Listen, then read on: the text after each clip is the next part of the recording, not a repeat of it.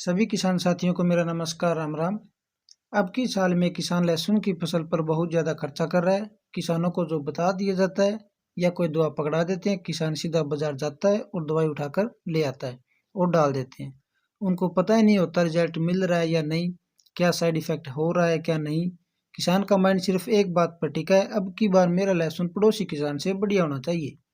क्योंकि दोस्तों, लहसुन के बाजार भाव पिछले 2-3 सालों से कुछ ऐसे ही दिखाई दे रहे हैं। सभी किसानों का पूछना है कि लहसुन की ग्रोथ रुक चुकी है और पीलापन आ चुका है, लहसुन चल नहीं रहा है। इतना खर्चा करने के बाद भी समस्या का हल नहीं हो रहा है, तो किसान भाइयों, आप कहीं ना कहीं गड़बड़ कर रहे हो या कुछ भूल रहे हो, या फिर आपको पता ही नहीं है कि पीलापन क्यों आ रहा है, लहसुन किस कारण रुका हुआ है। तो किसान भाइयों, ऐसी बातें सुनने के बाद आज मैं आप लोगों को इस वीडियो में कुछ ऐसी खास जानकारियां दूंगा। आपको बताऊंगा कि इस समय आपके खेत में जो पीलापन आया हुआ है वो किस कारण आ रहा है, और अब की बार कौन सी स्प्रे, कौन सा साल्ट, कौन सी टेक्निकल अच्छा काम है कर रही है। तो नमस्कार, राम राम किसान साथियों।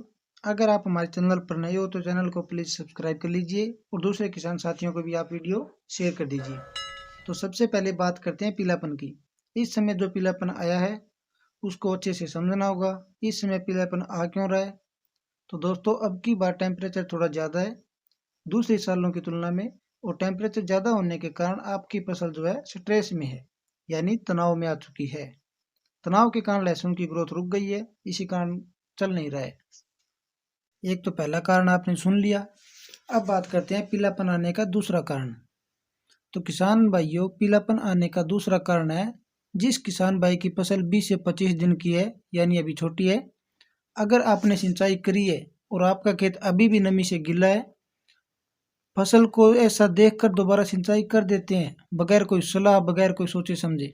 या फिर अब की बार कुछ ऐसा किसान भाई फव्वारा सिस्टम में आप कर रहे हो और वो बार बार फव्वारा चलाते जा रहे हैं, तो उन खेतों में जो पीलापन दिख रहा है वो खत्म नहीं होने वाला। चाहे आप जो मर्जी डाल लेना, जो मर्जी स्प्रे कर लेना, जब तक जमीन में नमी हटेगी नहीं तब तक ग्रोथ शुरू नहीं होगी और पीलापन वहीं का वहीं रहेगा। ज़्यादा नमी से जड़ों में फंगस और निमेटोड सक्रिय हो जाते हैं। इसका इलाज भी आपको बताएंगे, पहले आप तीसरा कारण भी सुन लीजिए पीलापन होने का।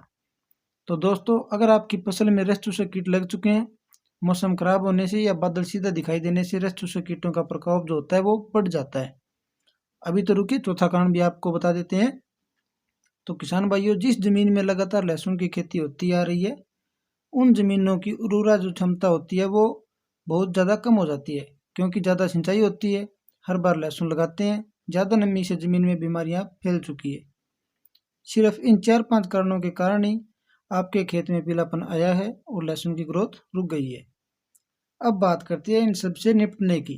तो किसान भाइयों, जिस जमीन में ज़्यादा नमी से पीलापन है उसमें आपको गुड़ाई करनी है और पानी को रोकना है।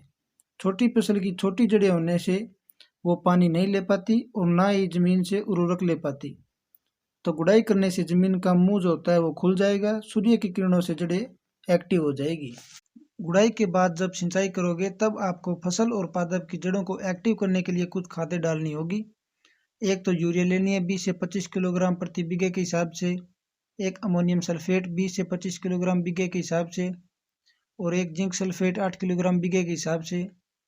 ध्यान रखें, जिंक सल्फेट 21% वाला ही लेना है। और चौथा मैग्नीशियम सल्फेट 8 किलोग्राम बीघे के हिसाब से, और एक फेरस सल्फेट लेना है। इसकी मात्रा आपको 6 से 8 किलोग्राम प्रति बीघे के हिसाब से रखनी है। और चाहो तो साथ में माइक्रोराइजा भी आप डाल सकते हो। माइक्रोराइजा 3 किलोग्राम बीघे के हिसाब से आपको डालना है। मेरी बातें समझ में नहीं आ रही तो प्लीज़ स्क्रीन में ध्यान दीजिए, क्योंकि स्क्रीन में मैं अच्छे से टाइप करके आपको दिखा देता हूँ।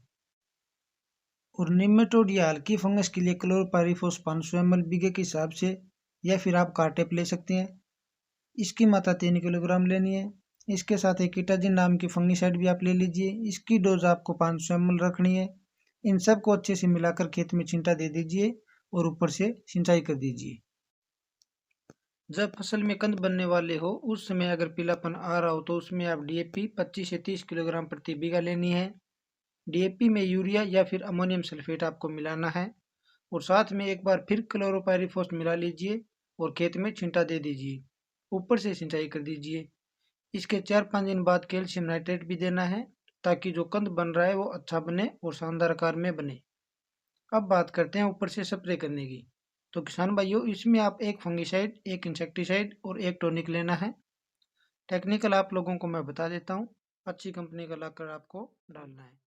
इसमें प्रोफेनोफॉस या फिर अल्फामेथ्रिन लेना है। इसके साथ आपको एमामेक्टिन बेंजोएट लेना है। ये तो हो गए इंसेक्टिसाइड।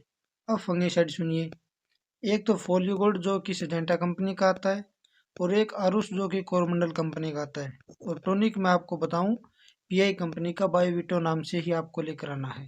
तो किसान साथियों, ये खादें डालिए और जो बताइए वो स्प्रे करिए। 100% आपको रिजल्ट मिलेगा। 4-5 दिनों में आपकी फसल आपको अच्छी खासी दिखाई देने लगेंगी। अगर वीडियो अच्छा लगा हो तो लाइक कीजिए, दूसरे किसान साथियों को भी शेयर कीजिए। अगर अभी तक चैनल को सब्सक्राइब नहीं किया तो सब्सक्राइब भी कर लीजिए, ताकि महत्वपूर्ण जानकारी आप लोगों तक आसानी से पहुंच सके। सभी किसान साथियों का बहुत बहुत धन्यवाद।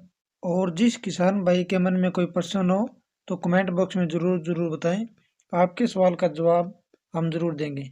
एक बार फिर से सभी किसान साथियों का बहुत बहुत धन्यवाद।